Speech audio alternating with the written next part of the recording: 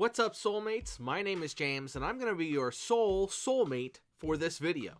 Today we're going to be talking about some unique deck ideas that I've come up with in my brain that I need to get out there because I don't have enough time or money to put these all together, and I don't feel like printing out a bunch of cards, and I want to share them with you guys and see if you guys can take them and make them even better, because I have no doubt that you can.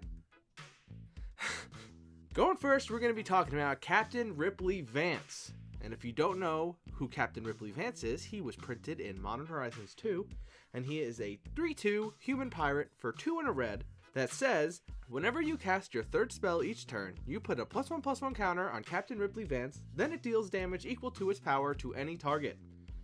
We are going to be abusing that triggered ability as much as humanly possible by playing very low cost spells and making the average CMC of this deck as low as possible. First up, we got some 0 mana spells, such as Rograk, which is a 0/1 kobold that costs 0 mana, and that's awesome. He's got a bunch of keywords on him. That's great. We can use some Moxes to play some 0 mana spells and ramp at the same time. And you got Tormod's Crypt, which is a 0-drop artifact that exiles all your opponent's graveyards. So you got some Grave Hate. Why not just throw some Grave Hate in there just because? You also got Bonesaw, which is 0-drop equipment, which is also cool because that also pumps up Vince's power, and we can use that to our advantage when we're casting a bunch of spells.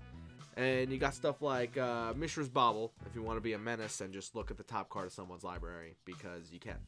And then you can draw a card at the beginning of the next upkeep, because that's cool as hell.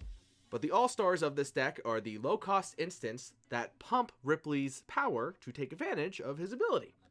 You got stuff that are 1 mana, like Borrowed Hostility, Dynacharge, Brute Force, Infuriate, Unleash Fury, which all pump up him by at least 2 or 3, which is pretty damn good if you just chain them all 3 at once. And then you got something like Raise the Effigy, which is also a pump spell, and also an artifact removal spell, which is cool because we're in red, and we need some interaction of some sort. But if you play a whole bunch of these low-cost spells, you need some way to draw your hand back because you're just going to run out of cards in your hand. So the best way to do that in red is with impulse draws. So you got stuff like Jessica's Will, which counts as a ritual as well, which is really good because you were going to have Ripley out. And so you cast Jessica's Will, we're going to get mana, and which is great. And you're also going to get impulse draws, and you can use that mana. So that's cool as hell. And you also got Outpost Siege, which is pretty standard, and Valakut Exploration, which is landfall triggers, which is pretty cool. And you got the flavor win of Vance's Blasting Cannons, which is cool because it's Vance, and we're playing Vance, and he's our commander, and it's cool. Flips over too, which is pretty epic. This deck is also a great deck for Braid of Fire, which adds mana at your upkeep, which sucked back when Mana Burn was a thing, but doesn't suck now, because we're using it in Captain Ripley Vance, bitch. So we get mana at our upkeep, and we have a whole bunch of low-cost instant speed stuff, and we use them, and we basically cast our 3 spells before we even tap any mana, if we're being honest, and then you just pass turn because you have instant speed stuff in your hand, and that's pretty cool. Another MVP of this deck is Leering Emblem, which is an equipment, and it pumps by +2/+2 each time you cast a spell in a turn. It's not a permanent buff, but it's pretty good when you're casting 3 spells a turn. Other than that, you got some low-cost instant spells that just do damage, because if we're doing damage, why not do more damage with our instant speed stuff? You got Lightning Bolt, the classic. And then you got Shock, the classic. And then you got Lava Dart, the classic, obviously. And Electrickery, I'm pretty sure it's called. You got Gut Shot, which you don't even have to, you can just pay your life to cast that, which is excellent. And Mog Salvage, that's instant speed removal, baby, that you don't have to pay for other than, discarding a mountain. So yeah, I mean, the downside of this deck is, Captain Vance, not a lot of card draw. He's mono red. You're going to run out of cards in your hand probably, and then you're going to run out of gas, and then that's just the mono red shenanigans. And outside of artifact removal, you don't have a lot of interaction. You got some like Chaos Warp, and that's it. What are you going to do? I mean, it could fall behind in a game, but you're also playing a pirate, And you can also make your average CMC in your deck 1.65, which is the deck list I made. And if you guys want to check that deck list out, it's going to be in the description below, and it's going to have all the other decks that we're talking about in this video. So check it out, and we're going to go on to the next deck. Next up, we got Sek'Kuar. I forgot his full name. Hold on. Next up, we got Sek'Kuar Deathkeeper. He is a 4/3 for 2 black, red, green. He is an orc shaman, and he says whenever another non-token creature you control dies, put a 3/1 black and red graveborn creature with haste onto the battlefield. So that is a cool ability, and we're going to be using him to play ball lightning cards, ball lightning type effects. If you don't know what ball lightning is, it is a 6/1 for red, red, red. It's an elemental with trample and haste, and you sacrifice it at the end of the turn. So the best thing about it is it's got high power, low toughness, and we're going to use that as in our advantage for this deck. So let's get into it with the balls. You got Arc Runner and Ball Lightning and Blistering Firecat, my personal favorite, Hellspark Elemental, Impetuous Devils, Lightning Serpent, Spark Elemental, Lightning Skelemental, and Ground Shaker, which are all, for all intents and purposes, the same card with different stats having 1 toughness and varying power.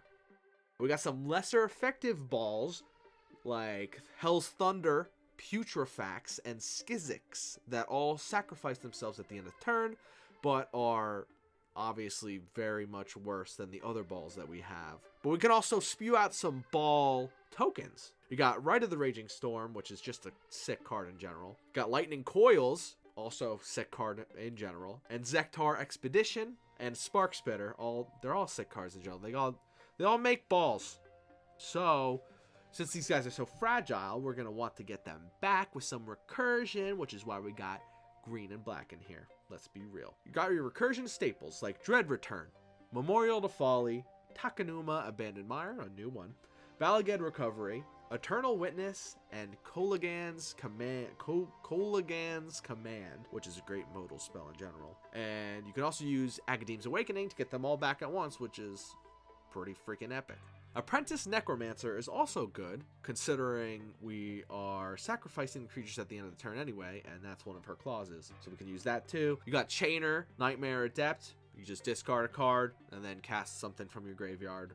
You also got Thunderkin Awakener, which is just awesome, one of the best in the decks, since most of our cards are elementals. Awakener is repeatable as long as she doesn't, or they don't die when you swing with it. One of the best ones though is Balthor the Defiled. If your grave is filled to the brim with your balls, you simply pay 3 black and remove Balthor from the game, and you get him back and you swing at everybody, and that would be as good as it gets with this deck, let's be real. But these balls are not powerful enough, so let's jam in some pumps and extra damage spells, like Critical Hit, giving all the balls double strike, and it's fun because you can roll some dice and potentially turn it back to your hand. And you could also run Teamer Battle Rage, which is just the same thing without the dice roll, and you could get Trample, but you already have Trample on most of these anyway, so let's keep going.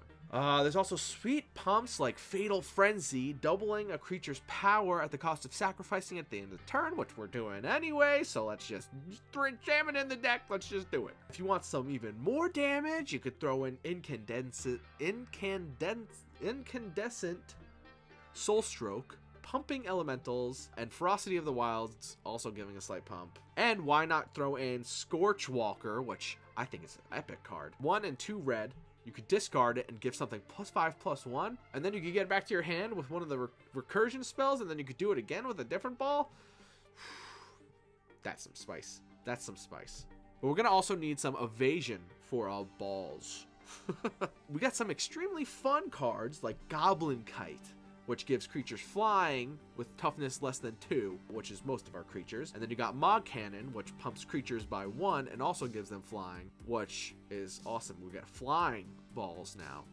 That's just amazing. There's also Power Matrix, which is a fun way to give a bunch of keywords and a pump, including flying, and Retreat to Hagra, which gives things Death Touch whenever you play a land for turn. But let's take advantage of some of their low toughness / fragility with some sack outlets. First, we got some card draw ones like Deadly Dispute and Village Rites as spells. You get some card draws, but you also got these sack outlets on permanents like Dockside Chef, which is new and repeatable if you have the mana, and Vampiric Rites, which is similarly the same. You got the MVP Skull Clamp, the best card you can have for fragile creatures. The best thing you could possibly put in this deck is Greater Good, which is one of the best reasons we're going green. Not only for the ramp package that you could get, but Greater Good is just great. You draw 6, discard 3. Amazing. You might as well throw Fling and Kazul's Fury in here for some extra damage if you want to utilize them balls. Bone Shards is a good 1-mana kill spell because we're going to be killing our creatures at the end of turn anyway. Might as well use it to remove a creature on the board. You also got Ghoul Caller Gisa. You get a bunch of 2/2 zombies for the power that your creatures were, and most of our creatures are 6 power plus, so for a black and tap sack, you create X 2/2 zombies. That's pretty damn tight if you ask me. Finally, if you want to wipe the board and you already used your Blasphemous Act, you can just cast Rupture, which deals damage to players too. And you sack your creature, you're going to sack anyway, and you probably don't have a lot on your board anyway because you're playing these sacrifice creatures, and it would be pretty fucking epic if you ask me. Now, if you want to throw in some spice, you just throw in some Glistening Oil, which is a repeatable way to give yourself, your creatures Infect. And then you don't have to worry about the 1/1, -1/-1 counter clause because you're going to be sacrificing your creature anyway. And then it goes right back to your hand. And then you can keep giving your shit Infect. And it would be epic for you, not epic for anyone else. But my favorite card in this list is probably Zilortha, the Godzilla card that doesn't have a real card yet. Because it makes your balls way less fragile than they would be in the first place by giving them the power to actually kill things and not die themselves in combat. All in all, sweet, probably too fragile deck, but I think it could be awesome, especially if you want to even get more spice with it. You could throw some blue in. You can want to play Yidris or something, or Rule 0 Glint Eye to add blue, and then you can use something like Tetsuko Mizawa Fugitive to give all your stuff unblockable, which would be amazing. Anyway, we're going to move on to the next deck tech, which is not deck tech, deck overview thing, whatever you want to call it, which is the Reaper King Hybrid Mana.dec. You're going to use only cards that have hybrid mana costs in their mana costs. Hybrid mana symbols in their mana costs. If you don't know what Reaper King does, it doesn't really matter too much because we're not going to be using his ability at all, pretty much. So he's just there because he has hybrid mana in his cost, and he is Woober. If we're being honest, that's really the only reason he's there. So let's get into what cards we can play and how this functions as a deck in general. So the main goal, in my opinion, is to get all the lieges out. So you got all the lieges that pump all the colors by +1/+1, and sometimes you get an additional effect. There's a bunch of lieges. Aethermoor Liege, Balefire Liege, Boar Tusk Liege, Deathbringer Liege, Creekwood Liege, Glenalendra Liege, Murkfiend Liege, Mindrake Liege, Thistledown Liege, just to name a few. I don't know if that's all of them. That could be all of them. So lieges are great in general because they pump up a lot of the creatures that are multicolor in this deck already, which is great, and then they really shine when the Reaper King comes down into play. There's also a good amount of cards that actually give evasion in this deck that are hybrid mana costed in their mana costs. You got Steel of the Godhead, which is an aura that can straight up give your Reaper King unblockable and lifelink to allow you to gain a bunch of life and do a bunch of damage. There's other cards in that cycle that give various buffs and evasion, like Helm of the Gas Lord, Fists of the Demigod, Favor of the Overbeing, and Clout of Dominus. You also got cool cards like Blade Historian and Angrath, Captain of Chaos, giving equally good buffs, all of which have hybrid mana costs. There's also sweet token generators that make 2-color tokens that can also take advantage of the lieges. You got Reese the Redeemed, Rise of the Hobgoblin, and Fable of the Wolf and Owl, to name a few. All really cool cards in their own right that, again, make tokens. I bet you're wondering how we're going to interact with the board and there's not very many choices in hybrid mana, but you still got some choices. You got Unmake, which is a 3-mana exile target creature spell. Not the greatest, but it's hybrid mana, so we're going to use it. You got Repudiate and Replicate if you want to counter an activate ability, which has the plus side of being a clone spell too. There's also Nature's Chant for those enchantment and artifacts, and Judge's Familiar to try to stop someone from casting instant and sorcery spells, but they will play around it because it's on the table and they will see it and probably not play their instants and sorcery spells. But that's okay. Unfortunately, the deck does lack in card draw and ramp, but let's go over some possible highlights. You got Trace of Abundance, which is a cool land aura that adds an additional colored mana. Quandrix Cultivator is the only land ramp you'll get in this deck, but there's no but. It's not that great. Let's be real. But the best ramp sources are obviously Deathrite Shaman, which is already an amazing card. You also got Gigantha, which adds all 5 colors that you can utilize very easily in this deck, and you can also use Gigantha as a backup commander too, which might be better now that I'm thinking about it. Card draw, though, we don't have much of. We got Scar Scale Ritual, which has an awful downside of putting -1/-1 counters on a creature you control for just 2 cards, which is ridiculous. Cold Eye Selkie, which is probably the best one. And Dire Undercurrents and Karuga the Macro Sage, which definitely say draw a card on them. On the plus side, this deck gets to run some really cool creatures like Figure of Destiny, Cemetery Puka, and Boros Reckoner, all super sweet cards in their own right. I love slamming them cards down on the table. There's definitely more hybrid mana cost cards that you can look at, but I definitely showed the best of them, if I'm being honest. But I would love to see your guys' take on this deck down below in the comments. Next is a very weird idea that I've had that is very interesting and an extremely meme deck. Trust me, I don't think anyone would ever possibly be able to win with this deck, but I think it would be very cool to at least see at a table and see real and not proxied up, because this is an expensive deck. So we're talking about Karn, Silver Golem, and we're going to be playing mono brown, baby. Only cards in the brown old border artifact, frame. So Karn, for anyone who doesn't know, is a 4/4 for 5 mana. And he's an artifact creature. I'm pretty sure he's a golem. I don't have the errata text in front of me, otherwise I'd say so. And his card text doesn't really matter too much in this deck. Maybe it does, because we don't have a lot of creatures. So, I mean, you can use it.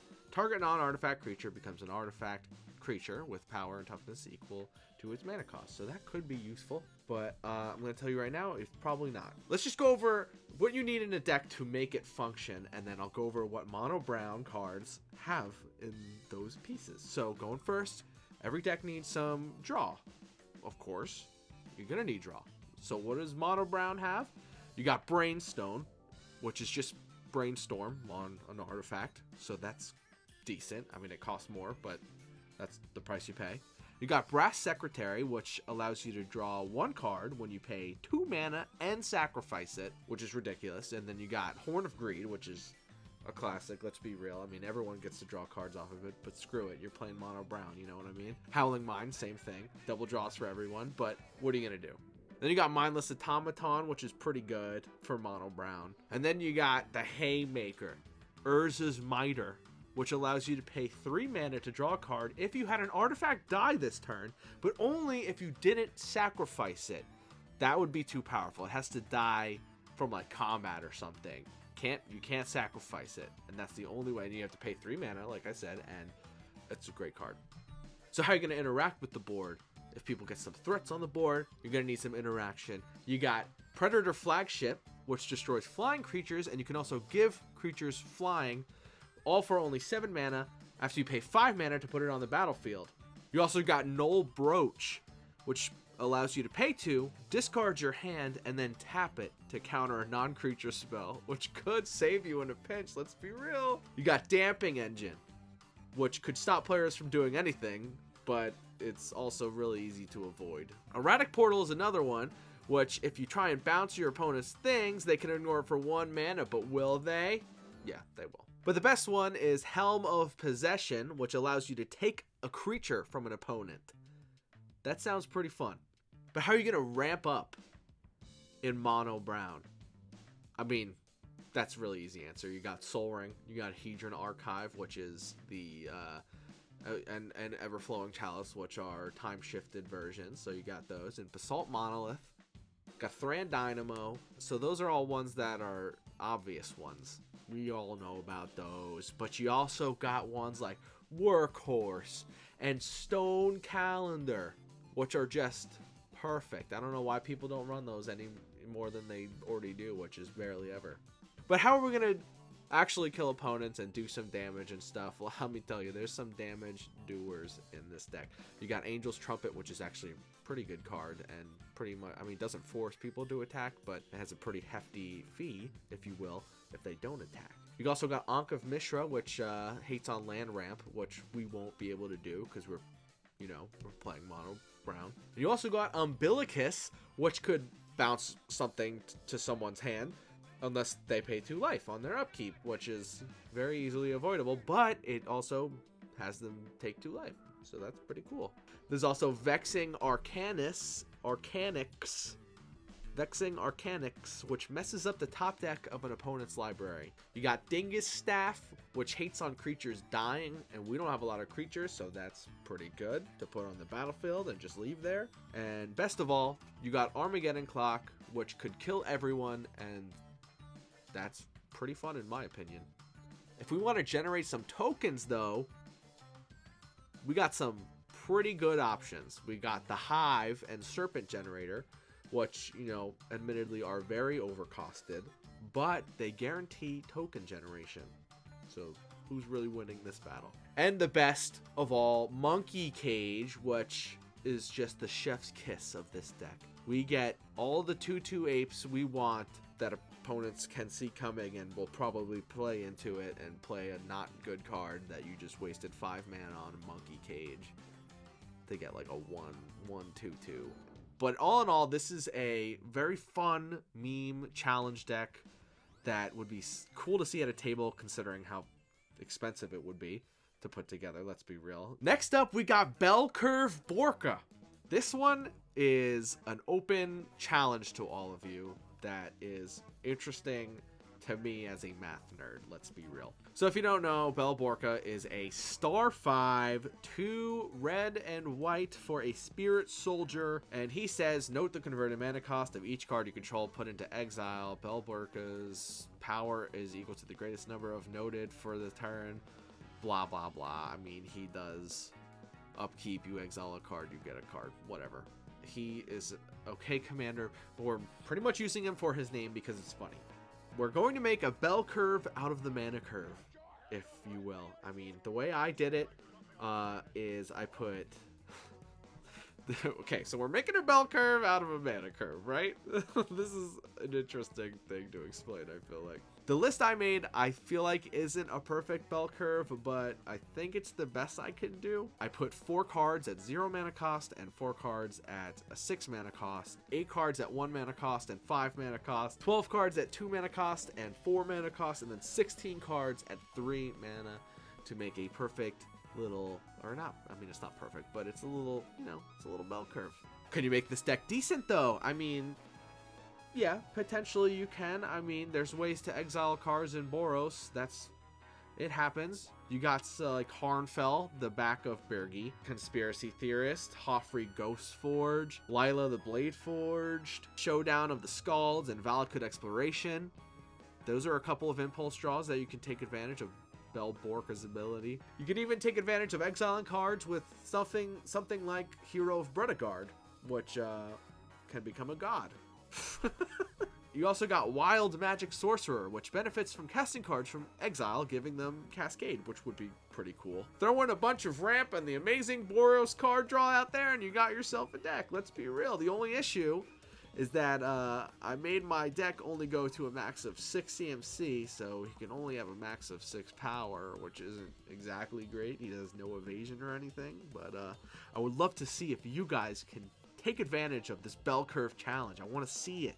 I want to see your guys' take on the bell curve Borca, please. Like I said before, all of my lists that I made are down in the description below if you want to look at them. Thank you guys for watching. You guys are the true soulmates that make the soulmates. This has been your soulmate, James. I will catch you guys later. Like, comment, and subscribe, or whatever YouTube stuff. Peace out.